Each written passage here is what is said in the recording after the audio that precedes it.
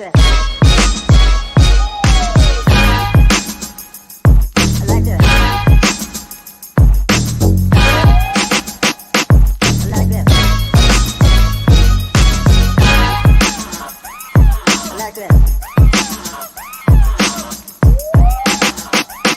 I like that.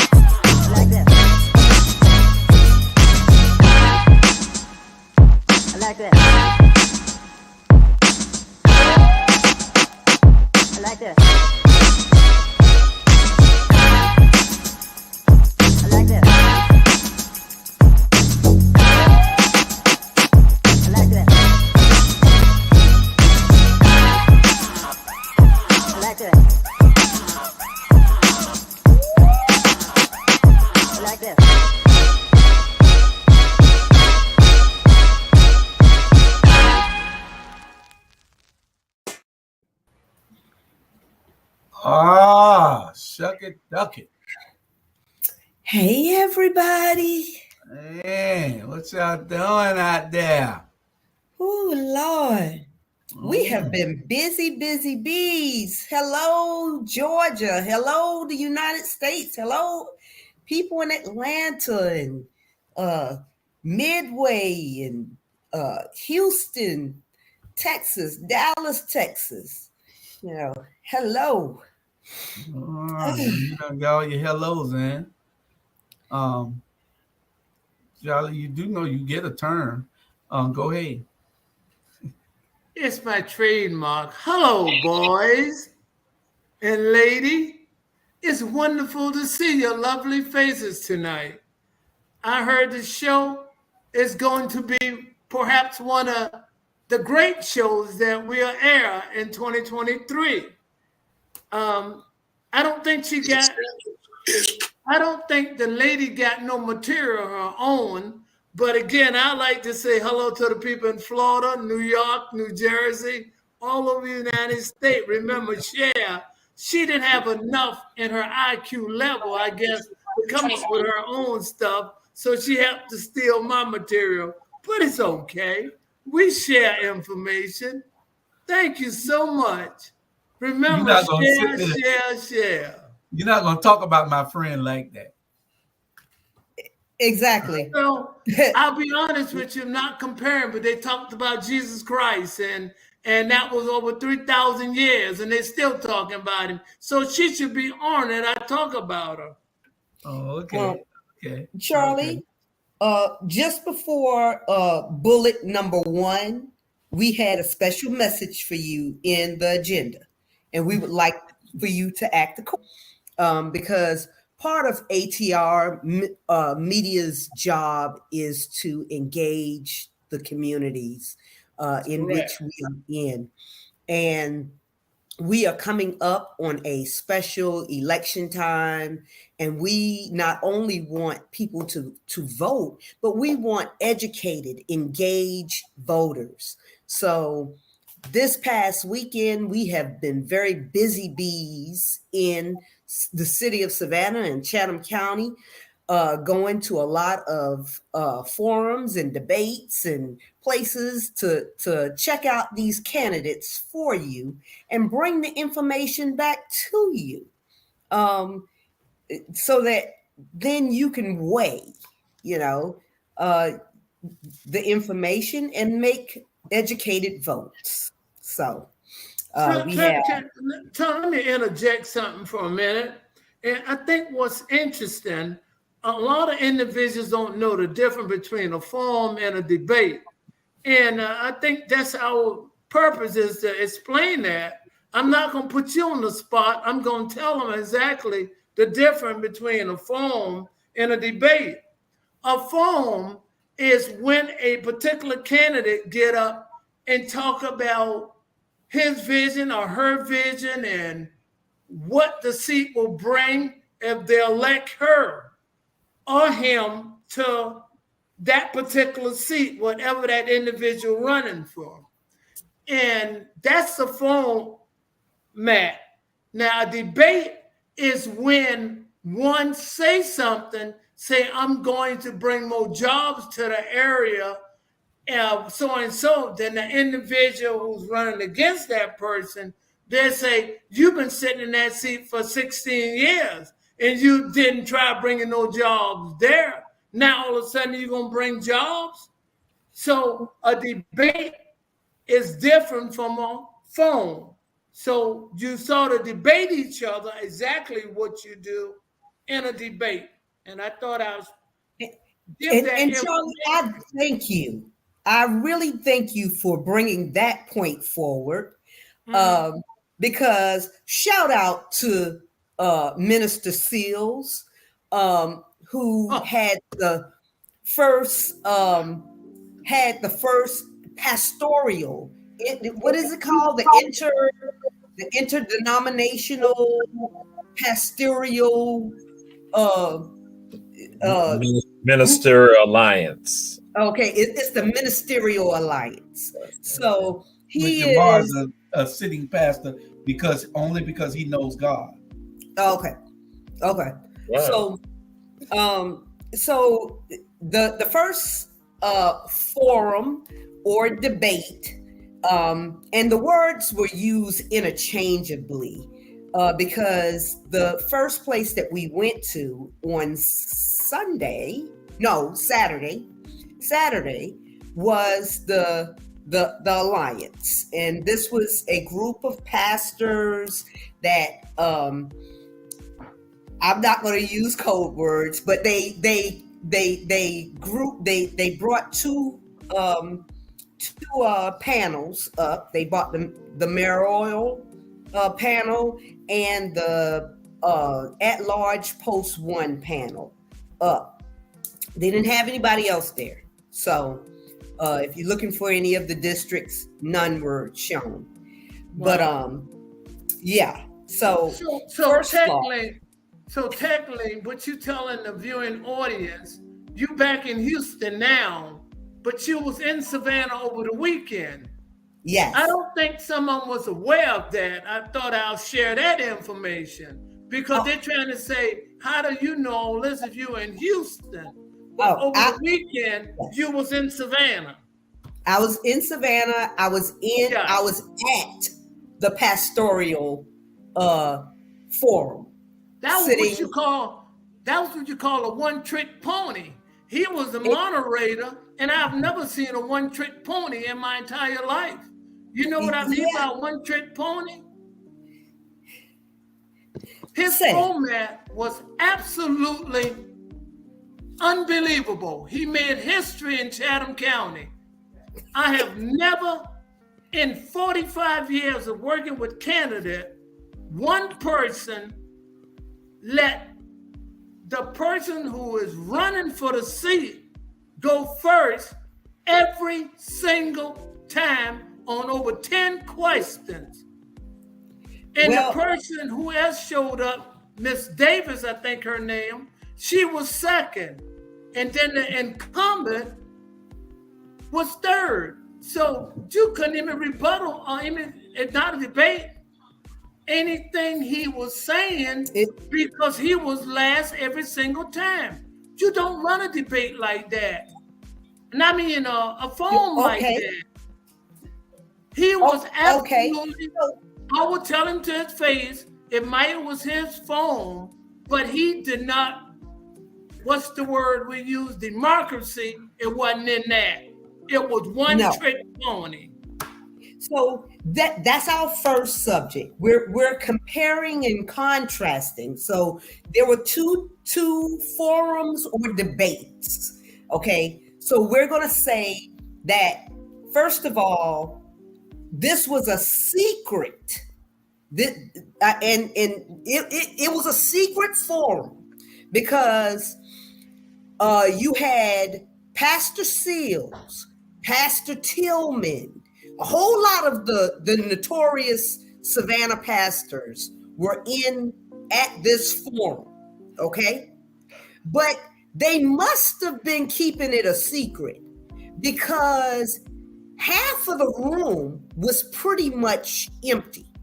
And if they would have invited only 5 each of their members, that room would have been packed out because we had it at the Con Ed building. They did not have it at any of their churches. They had it at the Con Ed building. So this had to be one of those secret society meetings that they just wanted, a certain number of people in there, and they wanted to be able to tell the people what happened in their own words. And so that was the first mistake because then you had the WSAV Georgia Southern in partnership with Georgia Southern political science department. They had a actual debate hosted by Tina Tyus Shaw, my Sarah, and it was held. Okay, so in this one had the 6th district, the 5th district, and the mayoral candidates. Okay, and so the difference was that WSAV and Georgia Southern really went out of their way to make Savannah know that a forum was going on Monday, because they started putting advertisements out. See, that's what you do when you want somebody to come a place. You put advertisements, and the pastors, y'all are suspect at this point, okay? Because you didn't do it right. But Bernard, I think it's interesting. Bernard, I noticed Bernard just that chime in. It's good to see you, Bernard. You too. Likewise. Well, I saw your great looking picture from the group last night. Your smiling face back there. Jamal, was you in that picture as well? No, I left. Oh, you didn't leave? Yeah. But so. Well, I don't want you, Sonia. I don't want you to make the minister sound like they what's the word? Gangsters in Savannah. The way you talking, notorious. Did everybody watch the minister's secret forum? Okay. Did everybody on this panel watch the secret forum? If you didn't, please go to Tanya Howard Hall's page. She has it all recorded. So you'll know that I'm not lying about what I'm saying, so you guys can watch it on repeat. Well, it wasn't a total secret about the meeting. They did advertise it a little bit, but they had it someplace where they thought that it would fill up and people couldn't come in.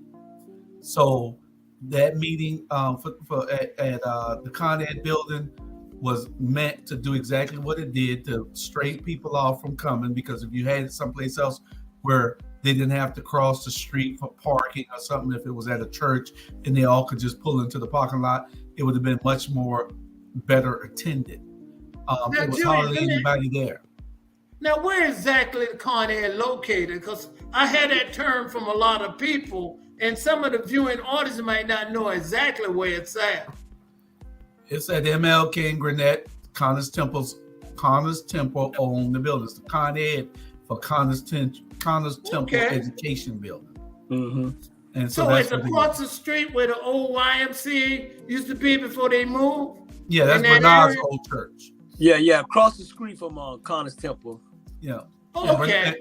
And before, and you talking about the old YMCA?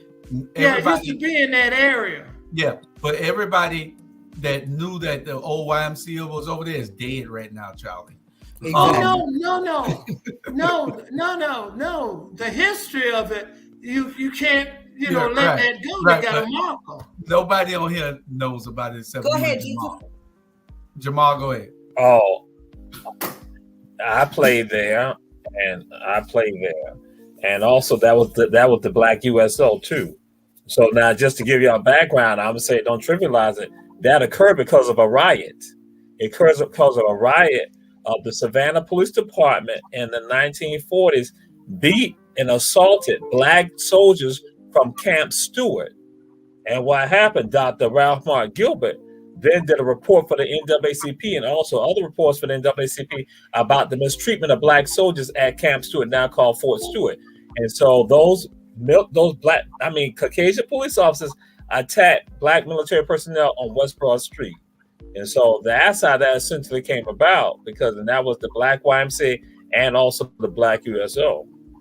And Benny Mitchell was the one that secured that right there. So Reverend Benny Mitchell, that's a part of the legacy of Benny Mitchell. So I'm gonna just throw this out there.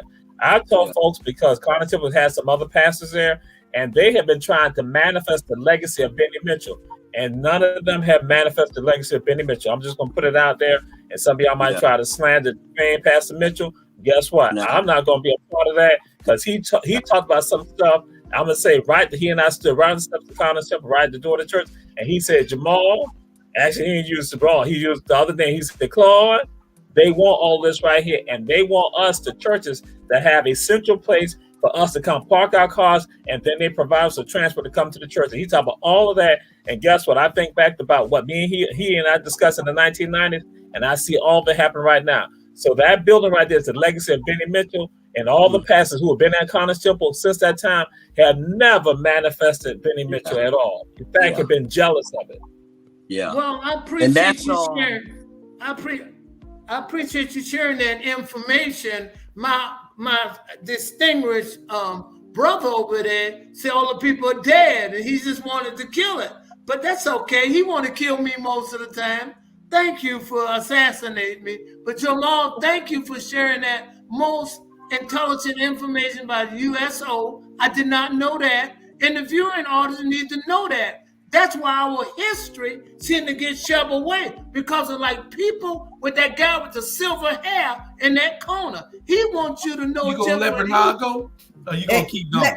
Let's let Bernard go, because we have to stay on track, people. Come on, Bernard. I'll piggyback on Jamal, because if it wasn't for Benny Mitchell, then I wouldn't be the person that I am today.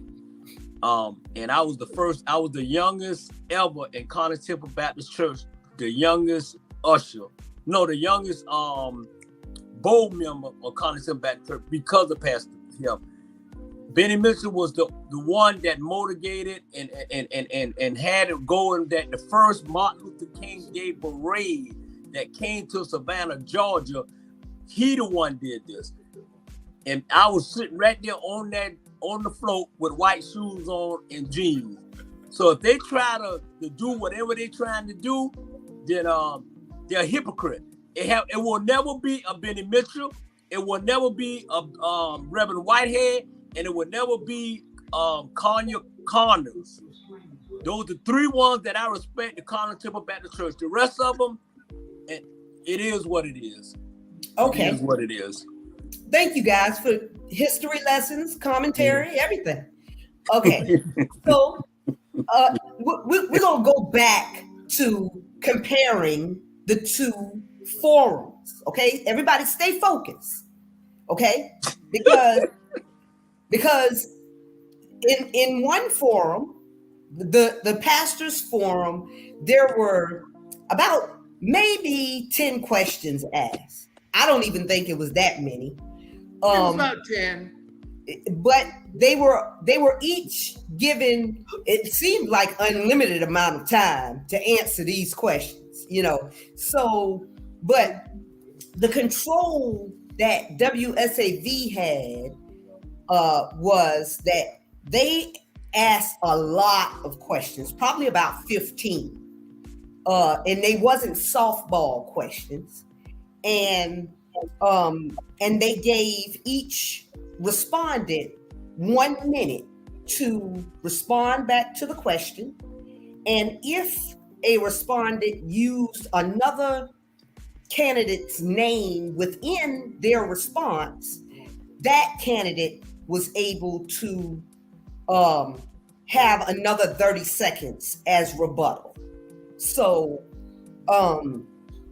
so those were the two formats. But then, the pastoral format took another turn, because in the first lineup we had at-large post one, and it was about four or five candidates.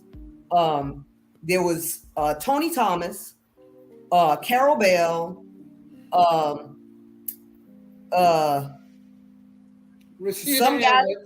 Rashida Edwards, yes, and two other men that I wasn't not familiar with, but I listened to them anyway. Curtis Singleton was one of them. And what was the other guy's name? Jesus. You know? It comes from the Stalin Dairy property, but I can't think of his name. But so it was five candidates, and what they would do is the person that started off, they would go down and they would ask each person, and then whoever the question ended with, they would then have the question that was behind that question. So they would go first on that question, and then it would come back down. So that was the course of that was the flow, of the question, and which it was pretty good, I thought. But then when the mayor came on, and there was only three candidates, I knew it was going to be some stuff, because that's when Pastor Seals said, well, we're going to do ladies first. But what we did not know is that he was going to do ladies first the entire time. So instead of letting the flow go, because Mayor Johnson was sitting on one end and Keisha Carter was sitting on the other end. Instead of it going down and then Keisha holds it and answers the question, and then it goes back down. No, Keisha had to answer every question first.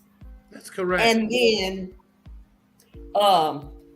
and no matter what the question was, she had to answer the question first. And then when she made mention to the moderator that she didn't mind carrying the heavy weight, but it seemed like, in all fairness, the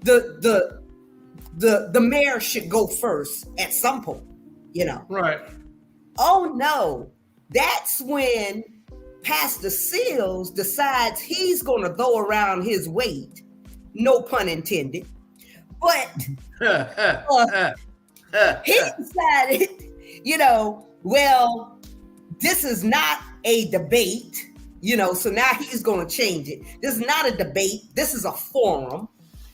And it's going to go the way I say it's going to go, or I'll shut this whole thing down. Really, Pastor Seals? Really? So that's when everybody knew what this was, really. This was a setup for Keisha. They were trying to set Keisha up because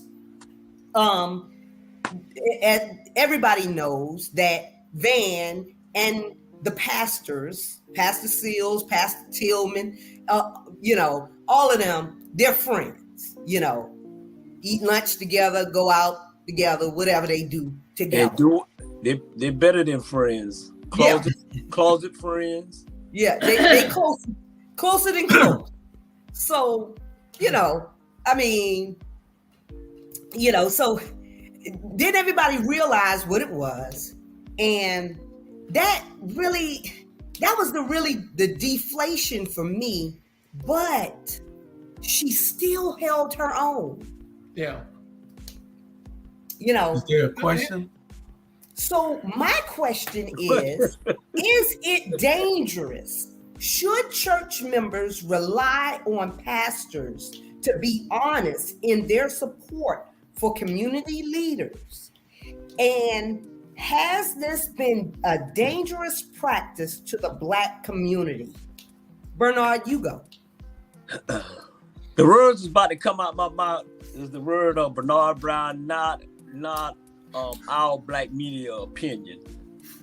And I'm gonna keep it clean and I'm gonna keep it real. The pastors, some of them, not all of them, in Savannah, Georgia, is basically hypocrites. They in the closet, out the closet. I don't trust none of them. The Black community should not trust them. They're not like what we used to, what we growed up to. You know what I'm saying? I don't know what Bible they're reading, but it's damn sure in the Bible what we growing up on. You know what I'm saying? They rather look good, smell good, taste good, and go be with Janet during the day and Henry during the night. At the end of the day, I'm tired of them. I don't like them. And at the end of the day, you don't mix politics with church. Okay, don't mix that, because when you mix that, you get what you got right now. And you know what? Everybody, for is the politician, for is the preacher, for is everybody, they don't give a damn about our Black community. So why our Black community should give a damn about them? Why should we go to them? I'm not paying nobody I'm not paying nobody to listen to nobody to send me to hell. That ain't gonna happen. Okay? And at the end of the day, I'm the words what I'm coming out my mouth, rat damn it now. That Van Johnson is a good for nothing hypocrite. I don't like him. I was so man, I didn't even want to be in the same room with that man. Anytime a man walk past another man and can't look another man in his eye is a punk. And that's all I got to say about the pastor, him, and the rest of this so-called Black leadership y'all got going on in Savannah, Georgia. You need to get rid of all of them. Jesus? Well, I'm going to start and say this. Bishop Seals and Reverend Tillman are not in the closet. And I just want the people, I'm directing to people out there. I don't want anybody here going to say that on the Rabble that they were saying that they were in the closet. So I'm just throwing it out there because I know how some people out there in the audience will try to take that and try to besmirch us with regards to that. Now, I'll say this. My system just started buffering. I ain't got no love for WSAV. Let y'all know that because WSAV allowed something to occur. They allowed Van to rebut something that Keisha did not call his name out at all. And so although Gibson Carter did not call his name, but WSAV allowed him to rebut. And then that allowed him to now go and talk about the ethics and all the other stuff and talk about the behavior. They allowed that to occur. Then also they allowed Curtis Purdy to also go and engage in some stuff, and that, like some of us discussed this outside, that even with him being a minister, he did not even go and even apologize or do what I would say was the Christian thing or the spiritual thing with regard to that, to acknowledge. So I'm like saying, so WSAV, and so now I'm going to give y'all some breaking news on here. Guess what they're doing right now, WSAV and some of the others? They are now wondering, does Keisha have a chance? WSAV, TOC, JCL, Savannah Morning News, they are all now quaking right now. They want to know, does Keisha have a chance? And one person let it be known to them saying that by the fact that you even contacting us about this, then that means she already won. So I'm saying, don't glorify. I'm saying to the audience out there, I want y'all to realize this because Jamal putting it out there to you. Don't get caught up in they ain't doing us no favors, none of this stuff right here, because they not trying to find out Does Keisha have a chance? Because they are quaking, and I'm talking about the leadership in these positions. Oh, this ain't no mid-level folks. This ain't the anchors. This ain't the reporters. It's the one who run the entire system. The GMs and others. They now are saying, does Keisha really have a chance? They're talking about this right now. So we better be on the vigilant. I'm saying we better be vigilant about this and protect her. And when they start doing this stuff, we need to call them out also. Mm-hmm. Exactly. Now, and I totally agree, but I also feel like it has been a detriment to our Black communities all across America. For us to have pastors in leadership, and they bring certain candidates in, or they insinuate that certain candidates should be favored over other candidates. And then we do vote for these candidates, and these candidates don't live up to what we thought Well, you gonna they give were supposed to live up to. Me and Charlie gotta go too now. No, Julius. Okay. You gotta give us. You went back to, you got them to it, then you gotta go all the way around before you go back again now. You can't turn this moderation thing over to you if you ain't gonna do it right. Listen. It's not only the pastors that I have blamed here. I blame the congregations also. Because see, you follow these guys and you know that they're wrong, but y'all think that they're men of God. Mm-hmm. I'm tired of hearing that word. Mm-hmm. Because if you're not doing what these old pastors did when they were trying to help us and lift up our communities, don't tell me none of that old bull about touch not my anointed and do my prophet no harm, because they're not anointed and they not no prophets. Yeah. They it seems like it's all about money now. When you got pastors who all they want to do is find out how they can get their Cadillacs paid for, how they can get their homes paid for, and they're making $250,000, $300,000 a year through the church and not helping everybody around them rise up. All these churches, we got 980 of them in Chatham County, and you're telling me that you can't get out your door and walk 4 blocks this way, 4 blocks this way, 4 blocks north and south, and touch people, make your community better? No, it's a problem I have with a pastor that does that. And it's a problem that I have with a congregation that follows that pastor who isn't leading. You're all blind and dumb, if you ask me, because you're following somebody to hell. These pastors are not doing what they're supposed to do. I'm not saying all of them. If it don't fit you, don't worry about it. I'm not talking about you, but 9 times out of 10, it does fit you. So, but you can't have these pastors doing what they're doing and they're not being held accountable. Nobody is checking these people, but we are. Your checking starts right here. We don't care what you think about us because we're going to say it. See, you know why? Because, see, if we were wrong, God would punish us. So pray all you want, pastor. Pray all you want. And like I said, I'm going to stop calling them pastors. Pastors lead people. They're over a certain amount of people and they lead them to where they're supposed to go. These are just ministers acting as pastors. And that's not no opinion of no Jews. That's the truth. These are just ministers acting as pastors. They all following a man to hell, knowing that this man ain't doing our community no good. And you standing up there with him. Why can't, what's so indicative of what I'm saying? Look at what's going on. You got all these pastors that's following this man, and they're not bringing none of their people. They're not bringing none of their people. They're not even telling their people to come secretly and come and help. You see what I'm saying? Because, see, that's why I blame the people. Because, see, all they want to do is go hear the word on Sunday. You see what I'm saying? They don't worry about nothing else. They just want to go hear the word on Sunday and give their 10%. And that's a problem with me also. But we'll get into that a little bit later. But no, Sandra, we can't trust these pastors.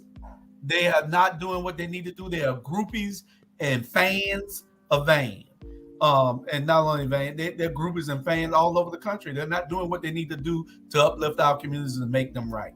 I guess, Charlie, you next.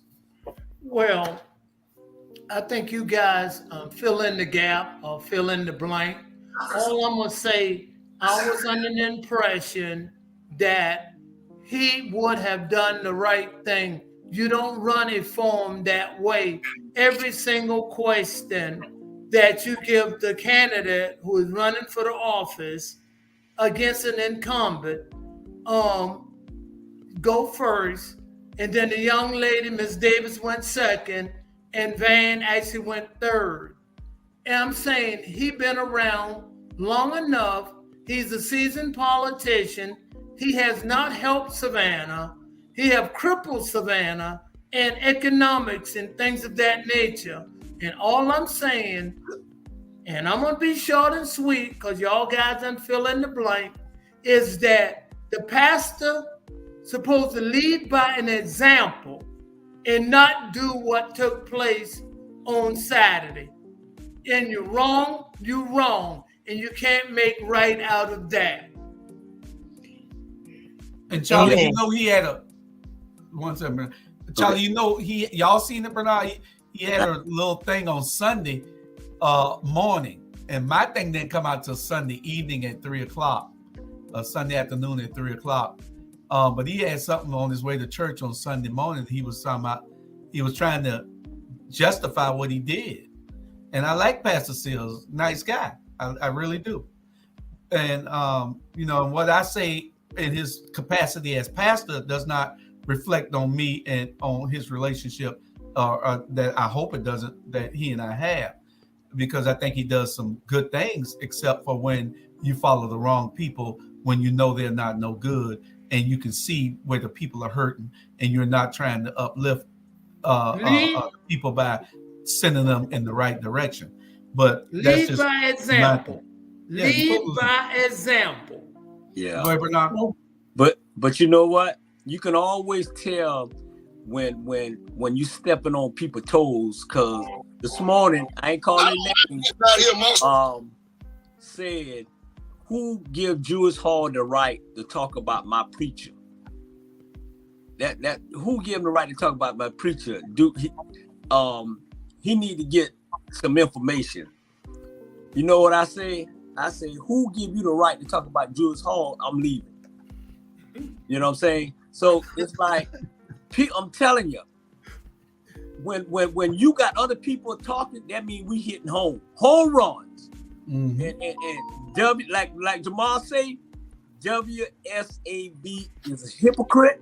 I sit there and I was watching every single thing that black woman was doing and that white man was doing. They're hypocrites. They're no good. And for them to even allow a Van to rebuttal on a couple stuff was absolutely wrong, but then give the other person a chance to rebuttal. He got them, all of them sharing paper bags, buddy, every last one of them. And God gonna send all of them straight to hell. But even in his rebuttal, you know, it didn't clean up the fact that that somebody, you know, he as a mayor, you should not be accepting gifts of cars. I don't care if it's a Hyundai or a BMW.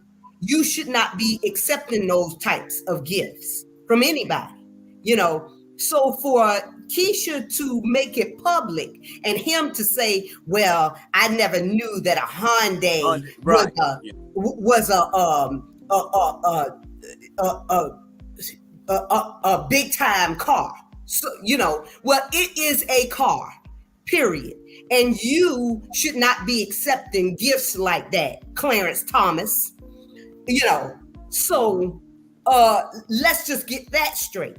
But we're going to segue into who are the candidates, you know. So you've been hearing about Van Johnson. Of course, he's the incumbent. We have Keisha Gibson Carter. She is her current position is at large, but she is running for the mayor's position. And then there's this T.L. Davis, who she's a newcomer, and everybody just stop a minute, hold hands with anybody in your room, and just pray for this sister, because I dearly love her. I just love her because you just gotta hug babies and puppies and stuff like that. Just hug them. And I just think that right now, anytime y'all see T.L. Davis, tell her that we love her, but please have several seats, because we don't want people to think this is who she is. Because in the next couple of years, she may be more polished and able to go against the Giants. But right now, she is a Oompa Loompa in the ring with two verbal giants, and they are beating her to death. I don't think their verbal skills is not that greater than her. I don't think she ever even went to a city council meeting. She didn't understand the game, and she was trying to play the game. And she didn't understand what city council uses a order of Robert's rule and some of the terminology. She just saw what was happening in Savannah, and she said in the back of her mind, enough is enough, enough is enough. I could do better than what they're doing. And I think that's what made her go out there. She was not prepared. I wouldn't say I was embarrassed for her. I was more saddened because she did not have enough understanding about the job that she was trying to become. Bernard? Yeah. But if you look at the whole picture, and me and Jules talked to her and her husband afterwards, and she flat out say that, she's young and it's time for a change. Mm-hmm. And she tired of what's going on. And, Jules gave us some advice. I ain't gonna say what the advice that he get because it was private. And they took it, the husband and her took it and said, okay, you know what? You're right. The next time is gonna be my time. But just to be a slap in Van and face is that you got this young woman say, you know what, I can do better than what they doing. That's correct. I would take it personal for this little young girl to come in and say, I can do better than what I'm doing. That's telling you ain't doing nothing. Exactly. Matter of fact, she knows she ain't gonna win. She knows she ain't gonna win. She knows she out of her league. I agree. And man, this little young lady did something that ain't too many people was gonna do. She said she passed the question. I'll pass the question because right now I don't have the information on it. She did it full time. So Bernard, all she was saying, enough is enough. I could do better. And you're right. Yeah. Well, and in the son, you wanted the candidates, or what did you want? You want the candidates. You want the most interesting races? Because in the first district we got Vanetta Lanier. She's already in. She's on the poll. She's the only one that went on the polls, so she's automatically back in. Second district we got Dietrich versus Tia Brightwell and Taylor Washington.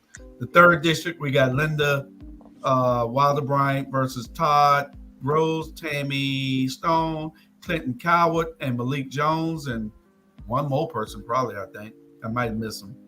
And the fourth district, you got Nick Palumbo versus Lucia Johannes.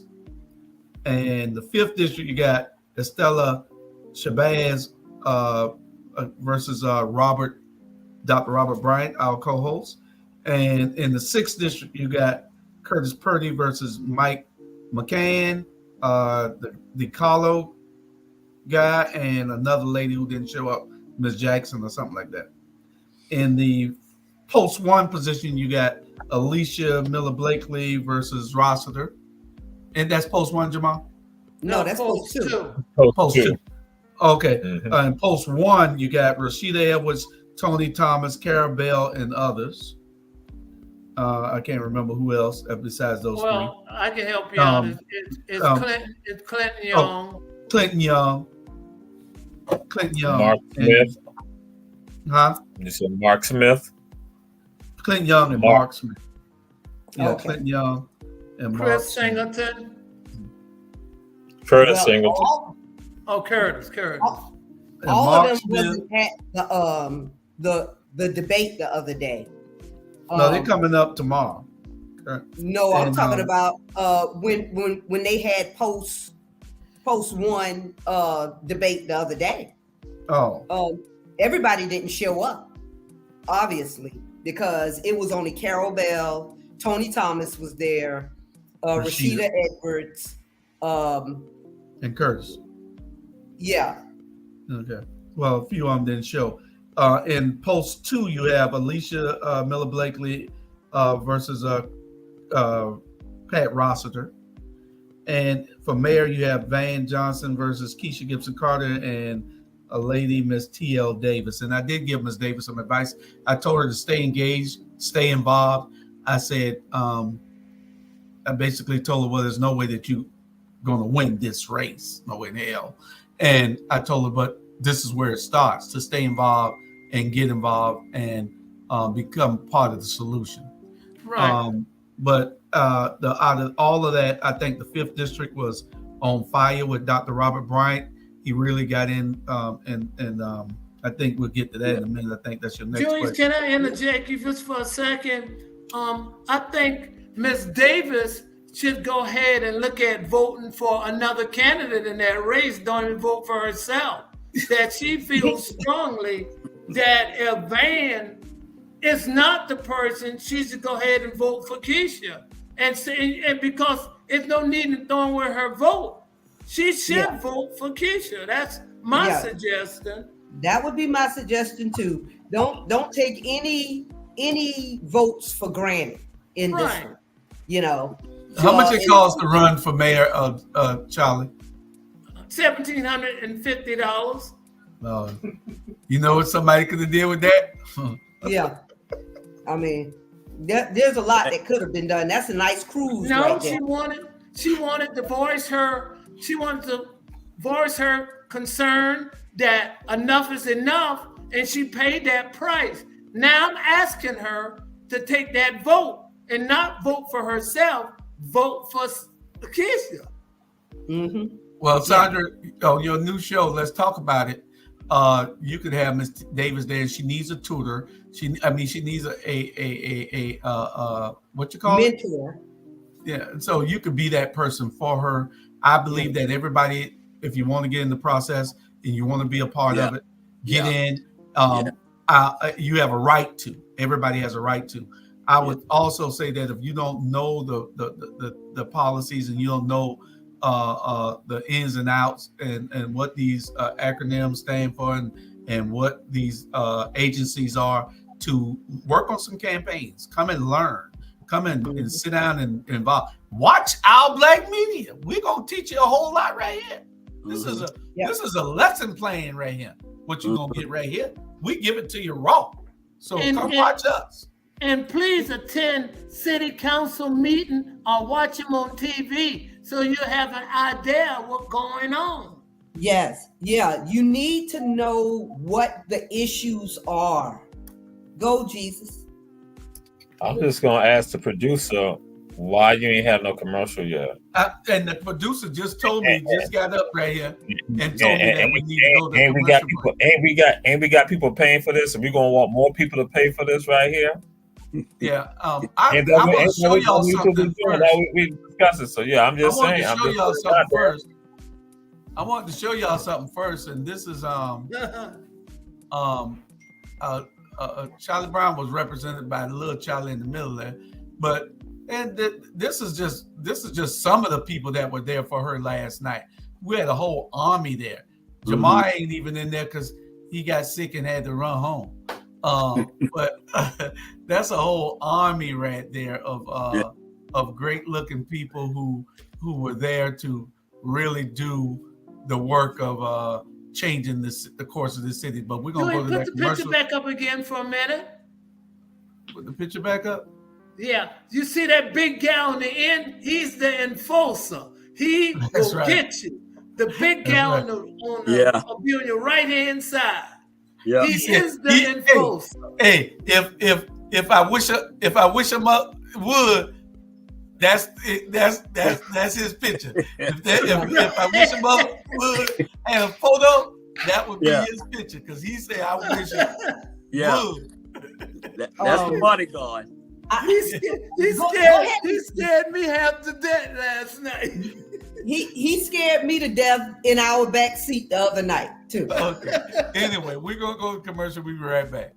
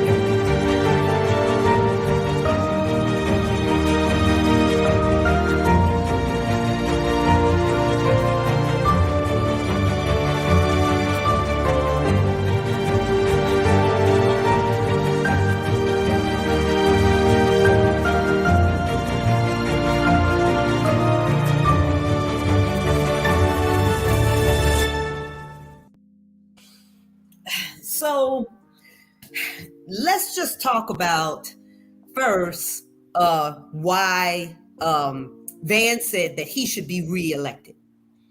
In the first forum, which was the pastors forum, Van said that he should be reelected because of the way that he handled COVID in Savannah. He said that murders are down 40%, but he didn't say from what, so that's suspect. Then he said, and his ability to work with everyone. It was all laughable to me because if you're working with everyone, but you have muted the voices of your two at-large council people and the district that you were promoted from, District 1, tell me how this is, he said that he would unite all of the members of council. He would make a place for all people.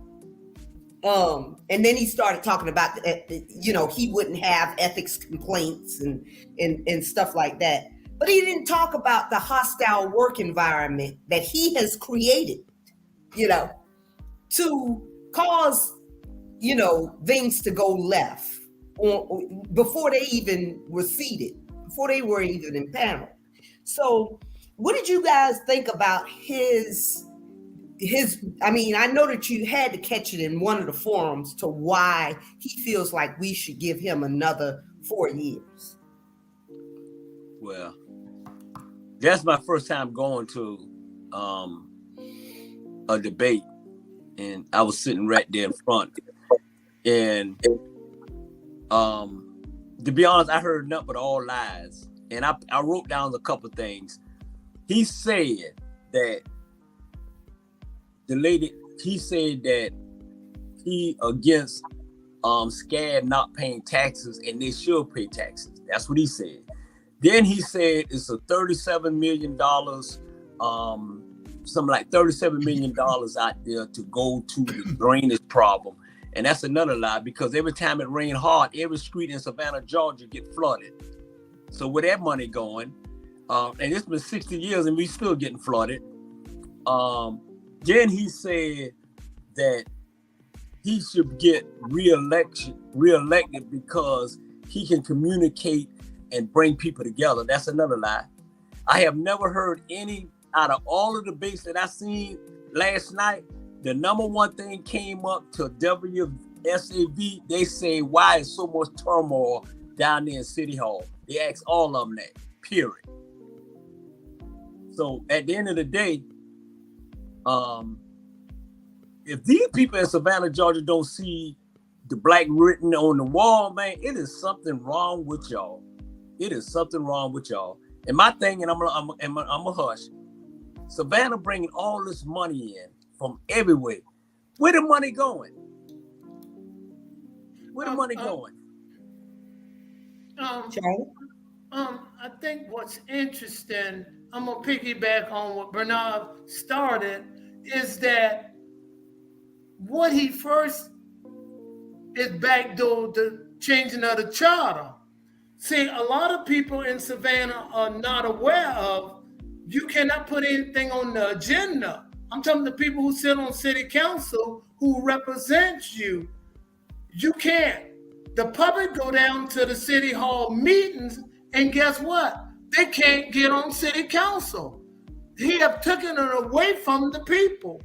In order for Keisha, Alicia, Bernetta, them to get something on the agenda in a workshop, they vote. And every single time, Van have 5 votes, because you need 5 or 6. Every single time. Do you realize that they've been on city council, they hadn't been able to get nothing on the agenda? If y'all was not aware of that, that's what took place. He lied about putting a leaf in the table so we all can sit down. That didn't happen. Van hadn't done absolutely nothing. He did a little doing covert, but that's not enough. Van got to go when you got a Miss Davis who don't know nothing about politics, want to get out of there because she say he's a hot mess. Julius? Just skip me. I'll come right back to it. I'll have to send an email. Jesus? I'm going to continue with regards to what Charlie said. When this occurred, that's when I realized we were in a absolutely awful position. And that's what I realized, and I'm going to take it to another level. Predominantly, the viewers of our black media are African American. We know that. No reason for us to even play a game with that. And that we have oodles and oodles of people, because we got people looking at looking at the shows from around the entire world. But we got oodles and oodles of people who reside right here in Chatham County. And so a large number of them live in Savannah, Georgia. When that council decided to now say that other council members cannot get anything on the agenda unless they got 5 votes, that took away your democracy. That took away your right as a citizen, that the person that you elect to office. Now, if they are not liked, that means that they will not get anything on, and that could be something pertinent to your community, to your group, to your organization, for this city. When that occurred, I didn't have a problem with that. That's why I'm going to say, that's why from that time, when that happens in 2020, I said, I'm not going to be doing no attacking. I ain't going to do no personal stuff. I'm going to deal with what is the real deal, that now Savannah has been transformed. And so I'm not going to throw it out there. What I understand, what can happen in the future if you do not make the change. That's why I said, I know I had to chill until this year right here when we not had the elections, because I'm going to share this with y'all, black members in Black Savannah who are out here right now. Guess what might happen? You have a Caucasian mayor, because the chances are that can happen. Let's say in another 8 years, you have a Caucasian mayor, and let's say you get 5 or 4 members who are Caucasian on the city council of Savannah, because we know there are some demographics that starting to happen to change. And then you get a Negro or a Latino that is not down with you, who has more allegiance to them. That so you have, let's say, 3 black members who want to get something on the agenda. The 1st district issues, 2nd district, 5th district, 3rd district will not be able to get anything on.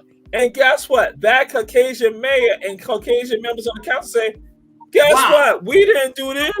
Y'all set the rules like that. Y'all changed it. It's not us. We just followed the rules that y'all set up.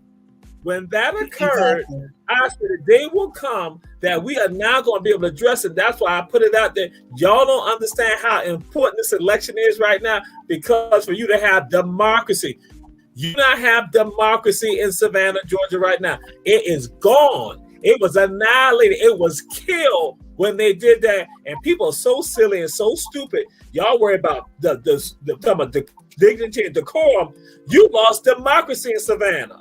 And the black folks in the city of Savannah, those conditions are going to get worse, because guess what? As they continue to try to bring these other people in this city right here that don't look like you, and they not have some position of power, you have nothing, because you ain't got no fire.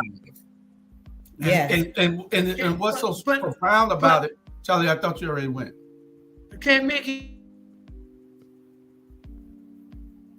I know that machine ain't buffering. That's a great computer there. Anyway, it's my computer. Anyway, Charlie Buffer. Jamal, it's great that you said that, because we are putting ourselves in that death trap to be put in the same situation like Eddie Deloach said. Try me. You had a black mayor for 20 years, and what have they done? And see, the bad part of what you just said is that Van and the rest of them, well, Dietrich and Linda don't even have a voice. They just follow. They don't have a voice, period, at all. They just follow whatever Van does, and they think it's okay. If Van thought that everybody should drink poison in City Hall, they would drink it first. But the bad part is that they follow people, so they follow him so blindly that they're going to think that that's the norm later on. They're going to think that that's what everybody else is supposed to do. They don't read, they don't do anything, and they're setting up if I pray that they don't win. None of those that we're talking about win, because see, then you got them. You'll see when the shoes change that they'll be doing what Keisha, Alicia, and Burnett is doing now. And you need to get things on the agenda, and you can't. The worst part of the whole thing that you said is that they still think that it's okay. And when they go to they question Van, he gives them, he talks like he's an authority on being correct always. He's never wrong, ever. Have y'all ever seen him say he was wrong on anything? He's never wrong. This is the man that has never even said that Black Lives Matter. You know, so he's never wrong, and he just thinks that whatever he says, we're supposed to believe. That everybody's supposed to believe because he said it out of his lying mouth. Yeah, you know, so he went around. Jesus, you ready? You ready? Yeah, I had shared my point. Oh, okay. He went round and around, you know, about why he should he should be reelected. But you know, Keisha, she really impressed me because she made it all about the people, you know, and she has always made it about the people and saying, I really want to serve. I am a servant of the people.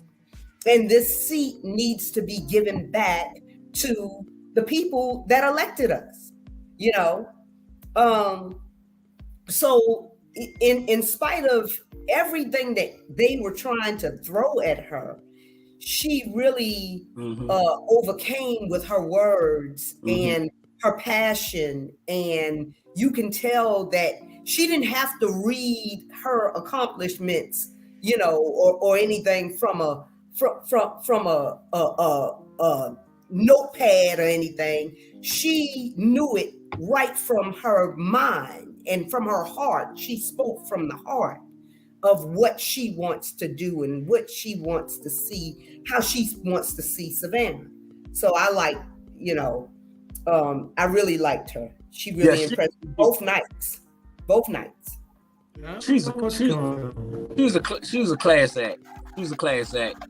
And I'm telling you right now, thank God I'm not married to her.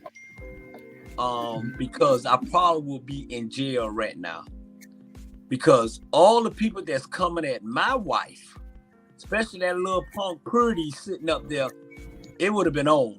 So I give my props to Coach Carter for keeping calm, because that couldn't be me. Yeah.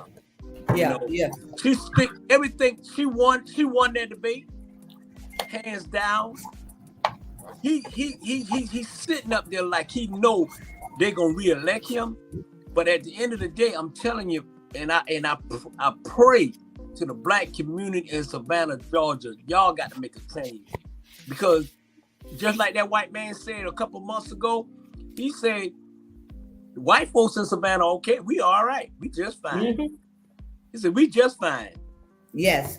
And that mean y'all Negroes, y'all keep fighting each other. And then when y'all fighting each other, we'll take our city back. Mm-hmm. That's what is going on. That's what's going on. Yep. Because he did not speak to the poverty. He did not speak to, really, what have y'all done? He kept talking about the 19 million in affordable housing, studies and stuff like that. Well,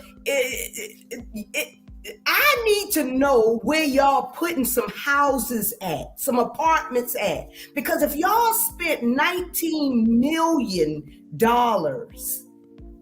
where is the results? Mm-hmm. I hope that's just not in studies, and somebody telling y'all that we need more housing. You can tell that we need more housing by the people that got homeless camps all over Savannah that y'all trying to move here and there, just to keep them out the way. You can tell that we need more housing by the amount of women and children sleeping on their parents' couches in Savannah because they can't afford to rent anything. So what are you doing with the $19 million that y'all keep boasting about? Yeah. And see, Keisha, she was the one that let the cat out of the bag when she said that they have been collecting taxes.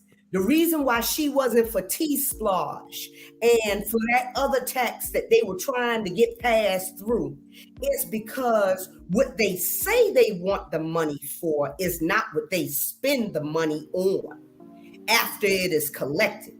And she said that nobody has been held accountable because the first time they said that they wanted to use the money to attract more police officers and give them better salaries and blah, blah, blah. But they did not use it for that, And now they want to take the money and use it for infrastructure, preventing the flooding. Well, y'all should have been done that. And then sitting there. Mr. Brown wanted to say something before because I think his internet box that I left him with went out. Charlotte, you can always hook up to your own or to your hotspot on your phone, but I don't know if you know how to do that. Shires probably know how to, if you want to ask her. Did you want to say something else? You say something about Van did something. Is he there? I think he's floating. Yeah, he went back out. Yeah. What he wanted me to say, he had called and he said that Van has taken Savannah away from the people. He has actually taken Savannah away from the people, and he put it in harm's way because Bernard he's making it where it's going to be hard when they gentrify the city, which they have a 30-year plan to move all the blacks out of the city like they did in Charleston, South Carolina. and there's only going to be a few left, like in West Savannah, a few in southwest Savannah, and when they gentrify and move everybody out and kill that voting block, then they get to say what's going on. And then when we get people and we put people on council from those districts, they don't have a say. Like Jamal saying, you only got 3 people. How about the other 6? They're going to say those 3 people can't put nothing on the council because Van Johnson did it in 2019 when he stopped it. And see, he don't understand that the things that he's doing now is going to affect our kids later on. That's why we fight so hard against him. Because the things he's doing right now, the policies and the rules and everything that he's changing right now hurts us later on.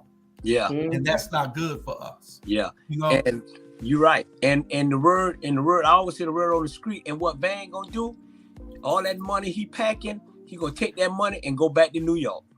Exactly. And go back to New York. And then y'all crazy behind black folks gonna be right here. They already done sold almost 400 something property today on the coast step.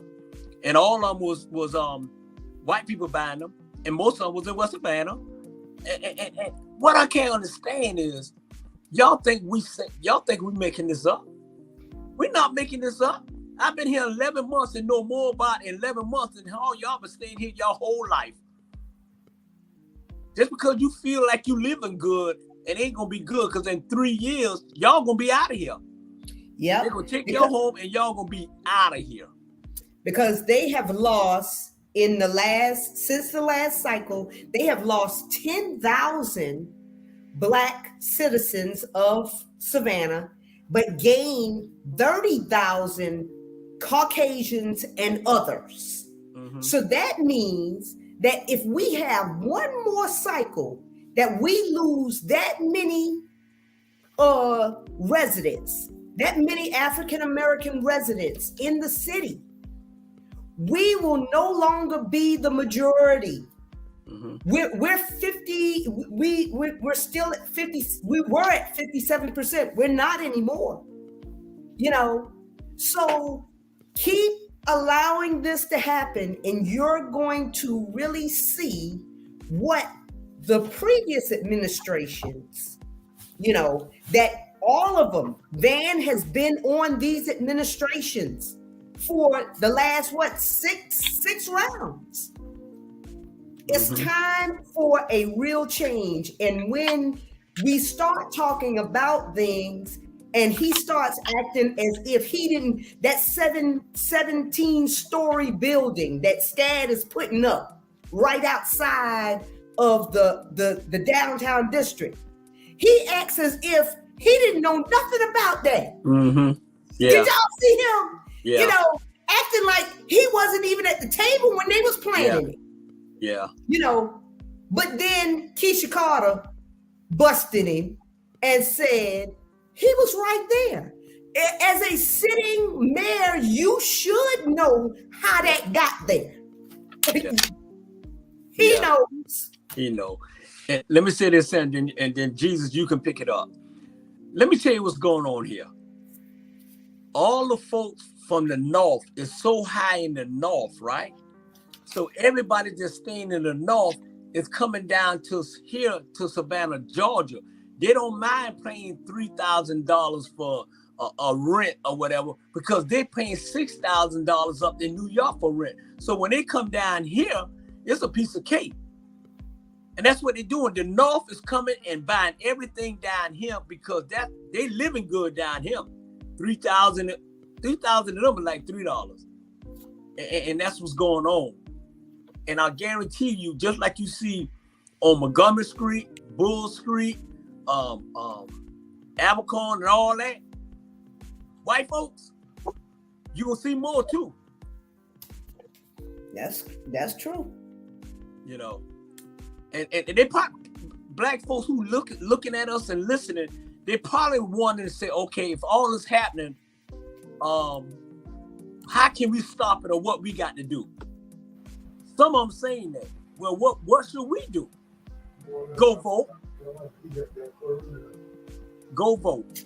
Mm-hmm. All right, Jamal.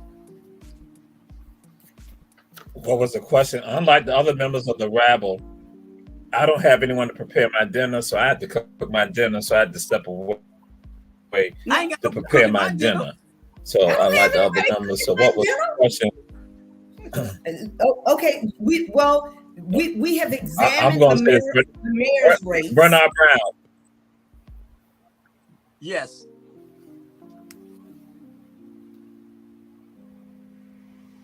I don't know. I might be what because Sean, you were saying something, but then it went out. You said we examined the mayor's race, and we've examined the mayor's race, so now we can move to the 5th district race. We can move to that debate that we watched on yesterday between Estella Shabazz and Dr. Robert Bryant. It was exciting to me,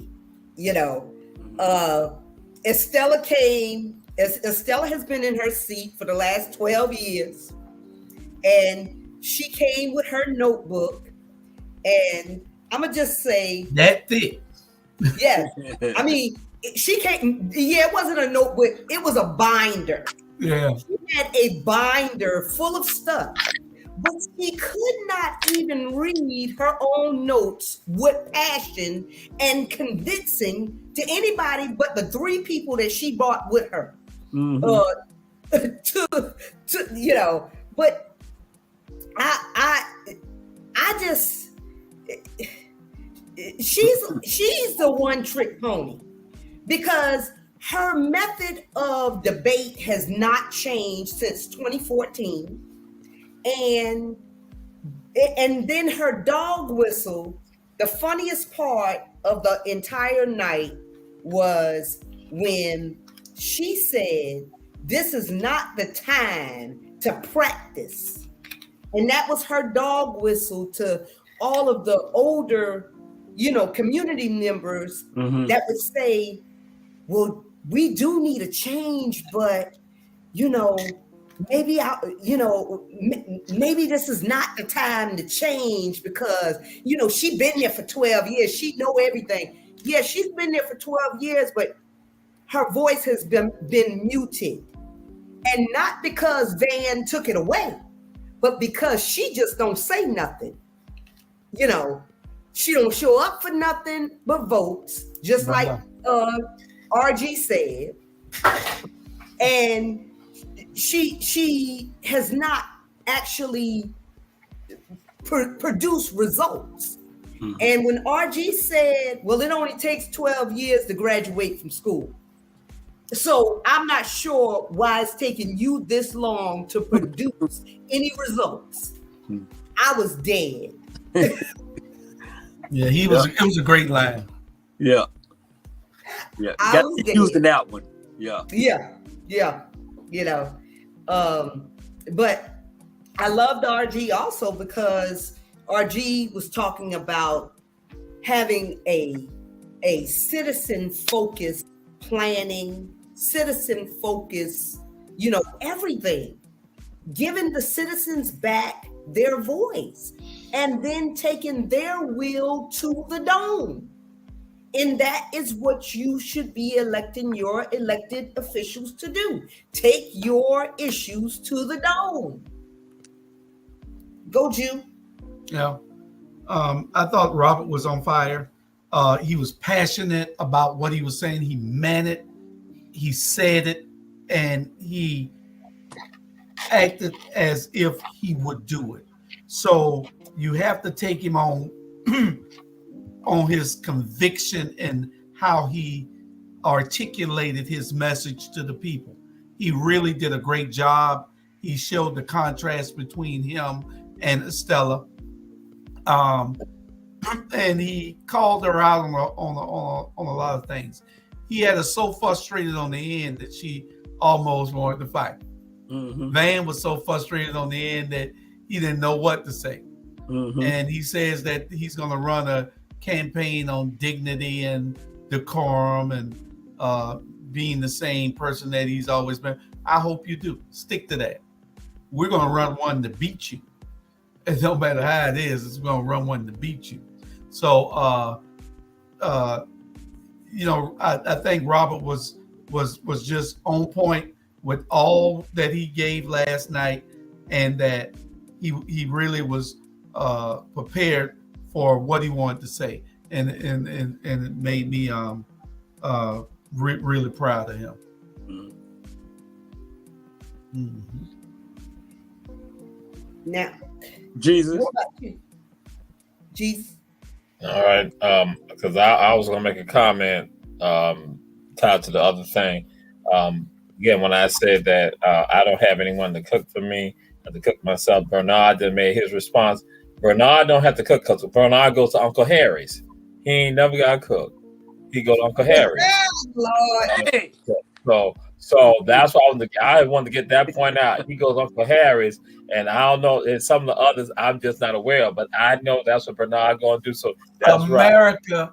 Right. Uncle Harry's is a fine dining restaurant on the west side. On the west side. That's right. And it is a nice establishment on the same level as Hooters, but you get good food, and the wings are awesome there, I heard. That's it. Okay, I'll do this right here. I haven't been there yet. Okay, I'll do this right here. The opinion of Jamal Touré, merely the opinion of Jamal Touré, and not the opinion of our Black Media Network. So yes, right. We love you, Uncle Harry. We love you, Uncle Harry. Uncle Harry, we love you. We believe, and we support you, Uncle Harry. We support you. So okay, I got it. I thought it did get fiery at the end. Mm-hmm. It was truly interesting that the dander got up, and so I was like, okay, this is going to be a fiery campaign that we see, because especially October's not here, and so that's what I observed. I looked at it, I'm like, oh, it's going to get, because it got fiery, and it got so fiery that even Bernard Brown was throwing stuff out there, and I'm sitting on the side, and I was like so embarrassed. I was like, oh my God, Bernard Brown, and so then the response coming at Bernard Brown, I was like, yeah, oh, this is going to get fiery. And so that's what y'all saw is this is just the tip of the iceberg. So it's going to get fiery. Just to let y'all know. Understand about the 5th District race. It's going to get fiery because that's what I was picking up on last night. October 9th, Bernard, this race goes into the stretch. October 9th is the date that y'all need to look for. This race is all gas, no brakes, all the way to the door. Now, I will say, after we put on that performance last night, because see, I hate to try to preempt your show. I mean, your not your show, but this is what our great friend Dr. Jamal Touré is saying right here. We can't wait. We can't afford to wait. And people wondering why Keisha, Burnett, and Alicia are fighting the way that they fight for us. Mm-hmm. We know through painful experience that freedom is never voluntarily given by the oppressor. It must be demanded by the oppressed. And, this is why we fight. Mm-hmm. This is why we fight. See, we've been fighting. See, but they took the fight out of us with all these things they do to us. Mm-hmm. Welfare, child care. Everything that they do to try to take the black man out of us. So some of those things we need. Because if you can feed people in Ukraine, you need to feed us too. But they did all these things, and it's a system. They, having more black educated women than men. You know what I'm saying? They want the men to be on the black man to be on the lowest part of the ladder, so that we have to look up to everything else. It's a diabolical plan, and so we have to be able to bring ourselves out of this pit. And with what we do here on this platform and on all the shows and all the things that we do in the magazines, on Roku TV, on radio when we get it. It is for the uplifting of our community, and that which the pastors would follow us. Instead of following them. Jamal, you set up. I was Oh, good, but I was proud of the little fella. I was proud of him. He made me felt good about him just standing up and deliver a blow. He delivered a blow on Medea because I never seen him before. And when I got close, this woman looked like Medea. I swear, she's a very unattractive woman. I'm just being straight. She was a very unattractive woman. I thought she was Medea. She was getting angry. She was looking me in my eyes, and I was just throwing blow at her. Yeah. The words coming out my mouth is my words, not our black media. But she was unprepared. Every time she got on the rope, Rob was just tearing that butt up. And then she got her little fan club, lending all of them just a la la la la whatever. I'm be honest with y'all, how in the hell they let this woman stay the 5th district for 12 years? I don't understand. Okay. You know, I do not understand. RG, man, I'm proud of you. The fight is on. We 100% behind you. And it did get ugly a bit. But you couldn't help it. Because they was throwing bricks on back our head and we was throwing bricks at her. So Bernard, one thing that's happening, Bernard and Sandra and Jamal, you come on back so you can speak on this. I know you're off camera trying to eat something. You shouldn't starve yourself all day. But one thing that was brought to my attention this morning is these people that supported the other candidates that lost in the last race are now supporting more losers. Take this for instance. Look at that. Now this is the guy that is running against Alicia Miller Blakely. Mm-hmm. This guy's running against Alicia Miller Blakely right here, who Vane is with. So anybody who is with Alicia Miller Blakely, Vane is supporting the man who's running against her, this guy right here. Mm-hmm. Mm-hmm. Vane should not get your vote. Mm-hmm. Vane, it should not even be a second thought. Alicia was the highest vote getter in the last election. Nobody got more votes than Alicia. If y'all all vote for Alicia again and y'all vote for Keisha, then Keisha will be the next mayor, and we guarantee that. If all y'all come back out and vote and take somebody with you this time, just don't go vote. Take somebody with you who you know didn't go last time. Take them to the polls to vote.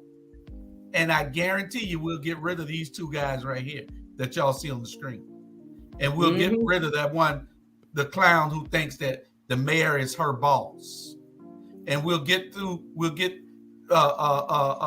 of the guy who don't even have a tongue, don't know how to speak, and don't have nowhere to live. He wearing a bulletproof vest. Tommy, he wearing a bulletproof vest because a convicted felon might come and do something to him. Really, dude?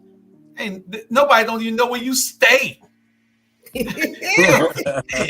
do you stay? Talking about he gonna put. I gotta get that picture and put it up. He talking about he wearing a bulletproof vest because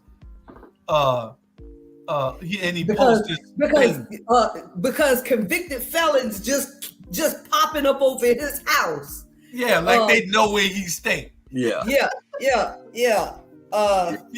So that they was know where he stay, all right. They know where they on 38th Street. That was disingenuous on its face. Come on now. We can do better than that. Yeah. Hey, but and you know what's so comfortable? What's so crazy is last night really and truly proved to me why I don't like that man. He passed all the black folks in there. He run into the white folks. He comfortable with them. You can see the guy who was doing at the table. He was so comfortable with them and laughing and all that, but he was afraid of us. He was afraid to look at us. He was afraid because he know for a fact he fake and he wrong. When a man can't look you in your eyes and talk to you you know he fake. You know he wrong. Van will walk around the whole building rather than to cross my path. Mhm. I promise you. And And he's been doing this for about 6 years now. He will walk.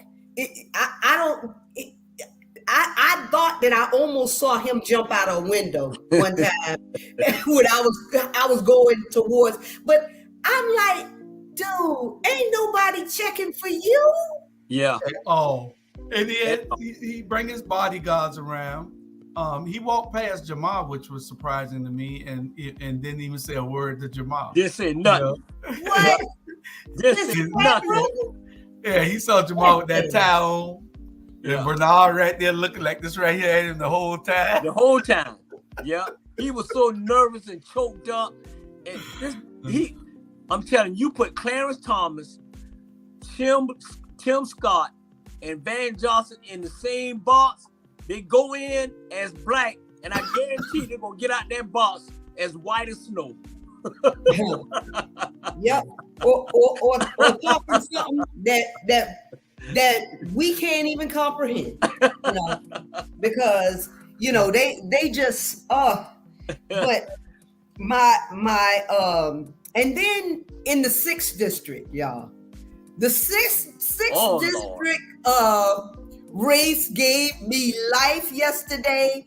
I went and got my popcorn, vodka, made me a nice little tardy, everything, because they, that guy DeCarlo, he came out the box, Now, I wouldn't vote for him because that's one of Tony Thomas guys. Yeah. And, but he kicked in the door like, I'm here. And he went straight to the jugular and said what needed to be said. He said, I can't believe you are talking about dignity and integrity when you called a black woman the despicable things that you did, and then talked about how you wanted to hit her. And this guy got the nerve, Purdy got the nerve to be, have a job as a police officer out at the school out there. So, well, yeah.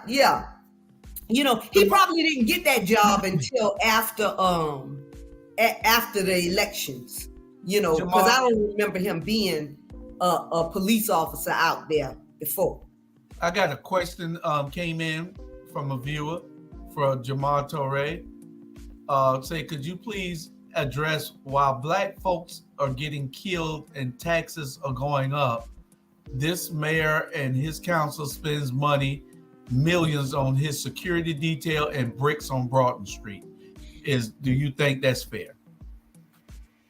Well, as it stands, we were down last week. I think they said 116 officers, and I was told this week right here we're down 124.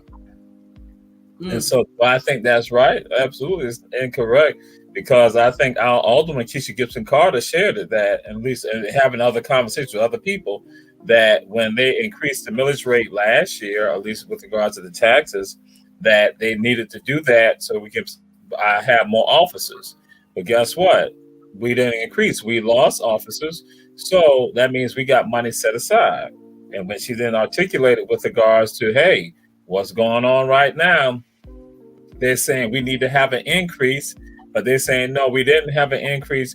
But then at least, again, under the taxes, that again, it is still going up. So the millage rate may not be the same, but taxes are going up. And so that if she was saying, let's meet in the middle, so it would be neutralized. So I'm going to say, no, it's not fair. And that, again, that's why we need to have a new council with regard to that, getting people who are going to be responsive to the people. I say people-centered politicians are what we need to have. People-centered politicians who are concerned about the community, and people realize that the politicians don't run you, that you run the politicians. That's what's supposed to happen. The citizens are supposed to run the politicians. But instead what happened, we have, as Keisha Gibson Carter, our alderman, goes and says, that you have these legacy contractors who are able to not drive stuff. Cedars able to drive stuff. Savannah Chamber of Commerce able to drive stuff. And then we get Negroes who tell us that we need to wait and let us get crumbs off the table. But some of us get no crumbs at all. Yes. Yes. Yeah, you're right. You're right.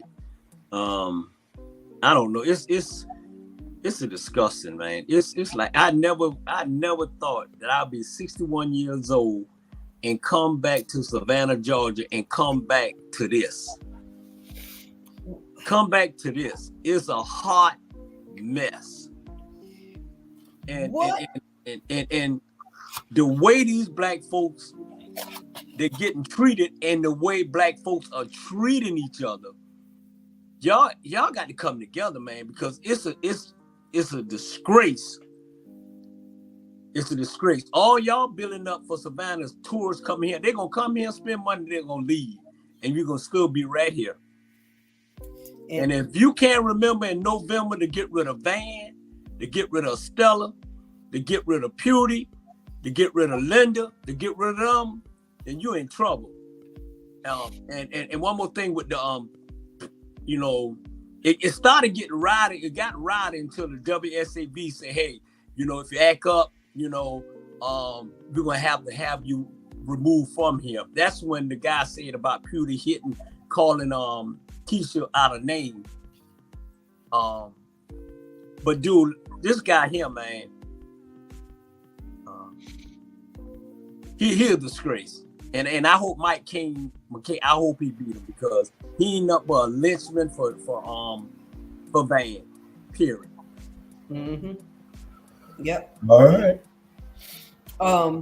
And so then we have the post one. I don't know if you guys saw that one, but post one that happened at the forum at the pastors' forum thing. But you had Carol Bell, a blast from the past. Not really a blast, she's just from the past. Tony Thomas, he came. Looking thinner, I may say.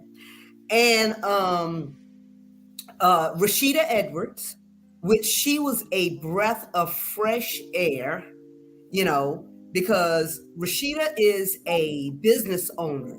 She was the one that they tried to attack that girl from every angle when she was trying to open up her business in Savannah. All she wanted to do was open up a business, but then they ticked her off enough, and she started learning how the council runs, and now she's running for a position. So that's what I like about her. And then you had Clinton Young, and then some other guy. I think his last name was Smith. But neither Smith nor Clinton Young impressed me at all. They didn't even impress me enough for me to learn their names. But Rashida did. And I just wanted to ask Carol, which Carol made it a point to not even look my way, while she was up there. And even when she got off of there, she didn't even look my way, even though I should have asked her, where's my money for the Summer 500 program that she stole and gave to Eddie DeLoach. And they never made anything really of it. But, you can't steal people's vision like that and it do any good. But she shouldn't even be up there anymore. Why are you coming back? And she's talking about how seasoned she is. Yes, you are seasoned. You are old. And you need to sit down somewhere. You didn't do it when you were in the seat. You didn't do it when Eddie had you in the seat, in the second seat, as his do girl. And we don't expect you to do any more than gain more business for you and your family if you are put back in the seat. So you sit down somewhere. Tony. Tony,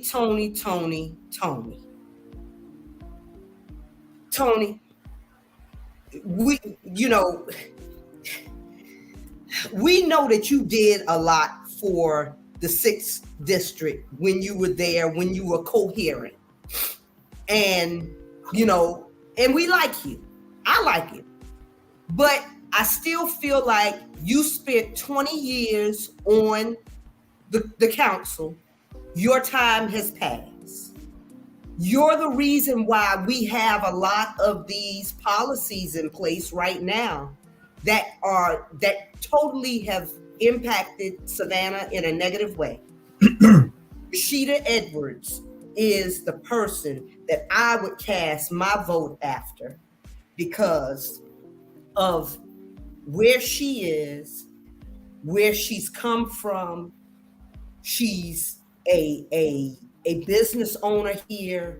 She understands what needs to be done, and she's ready to do it. Okay, Julius? Bernard, you got anything? No, that's the only vote. Rashida Ellis, she the right person for the 6th district. Carolyn, sit down, please. You ain't did nothing when you was in there, so why you coming back out now? You reaching. You and Joe Bell just need to go to Jamaica or whatever. So at the end of the day, I think if she keep doing what she doing, she'll win. I like her. She feisty. She young. She hungry, and that's what you need down there in City Hall right now, man. There's too many, people have been down there too long. It's time to go. The only thing that I'm scared of, Julius, is the fact that it's the donors. See, it's the donors, on these people's disclosure forms that either gets them in or keeps them out.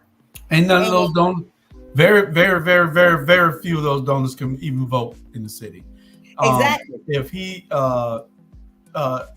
one thing that we have to look at, I don't know what the deal is, and Bernard, I need to talk to you all off camera about what we see is going to be happening in the next couple of days. So remind me to talk to you about it. But Van isn't spending that $500,000 he got. He got $500,000 and hasn't spent it, and it's only 30. How many days for the election? What the day is it? 36 days or something like that before the election, something like that, I think. And so 34 days, something like that, 35. So he's going to have a big ad drop where every commercial will be his on every channel. But that's not going to help him because we've changed the minds of the people who don't pay those commercials no attention.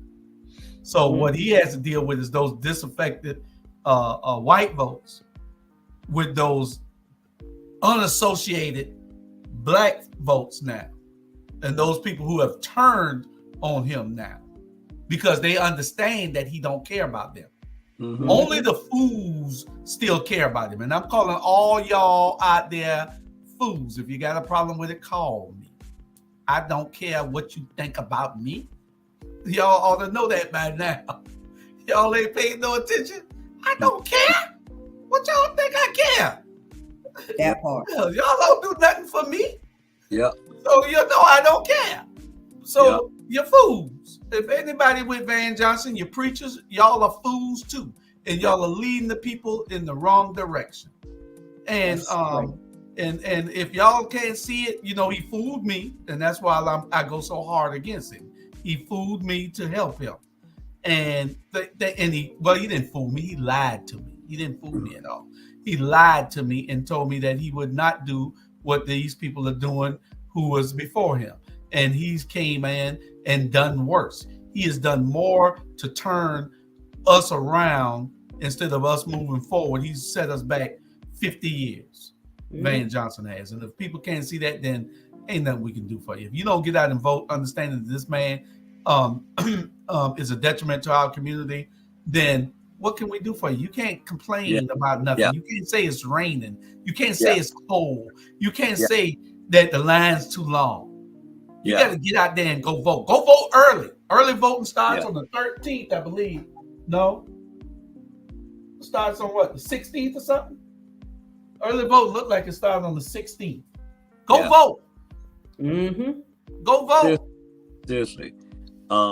Because at the end of the day, and it's real, Black folks in Savannah, Georgia, I'm like this. I can't vote because I don't live here. I ain't got a dog in this fight, but I got a dog to fight for y'all. And if y'all don't see that we fight for y'all, something wrong with y'all. Because I can go right back home to Atlanta, Georgia, where I live, on my deck, doing whatever I want to do and don't have to worry about none of this. But I want to make it better try to make it better for y'all kids. Because my grandkids and my kids going to be fine in Atlanta, Georgia, period. This y'all down here got these, hypocrites and they fooling y'all, but y'all want to go and vote for them. Y'all can say now, oh, I ain't going to vote for him, oh, Van, this, and as soon as you go in there, you're going to pull for him.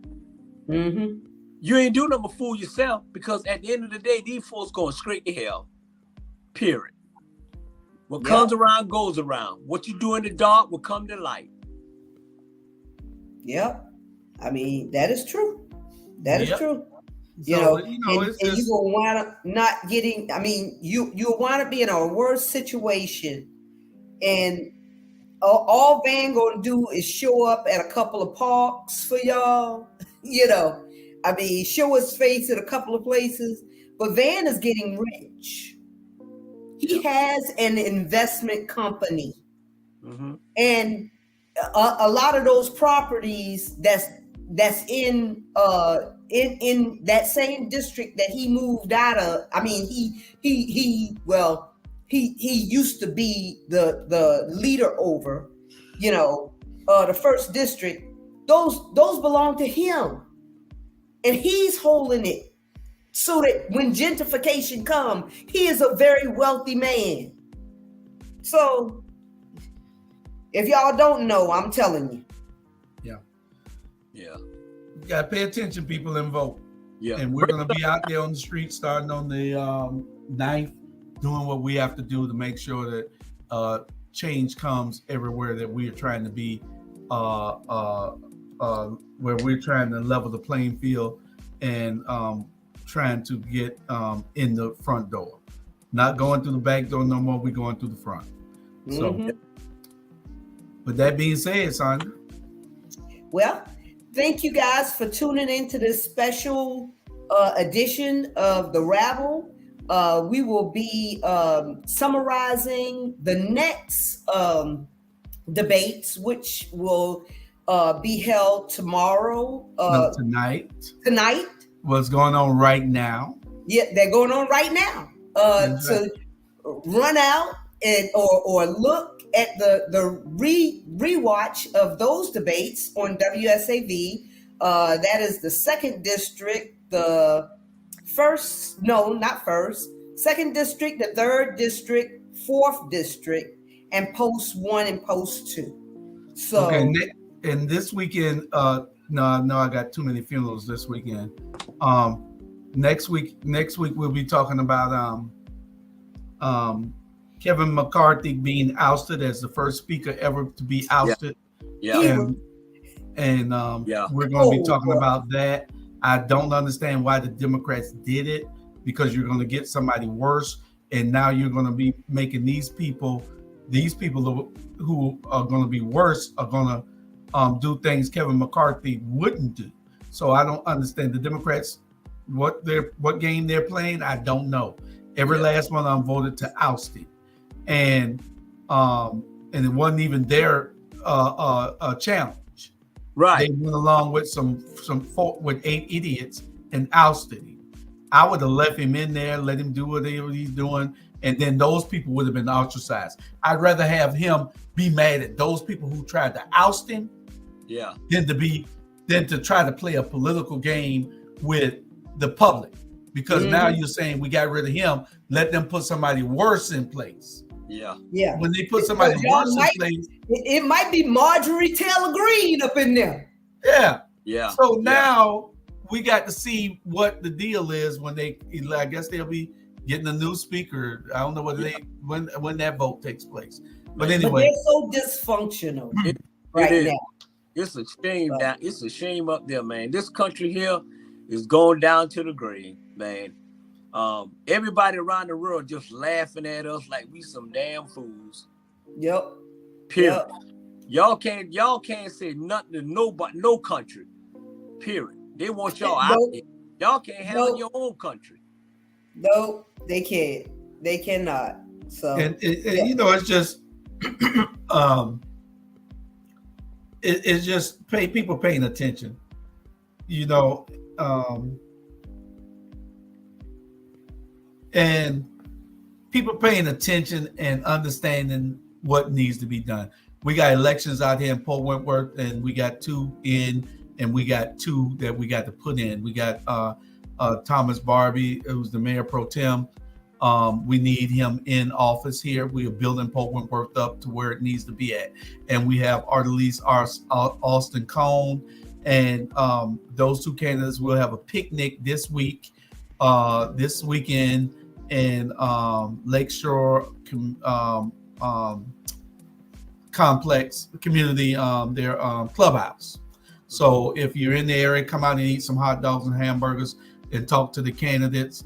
And we who else?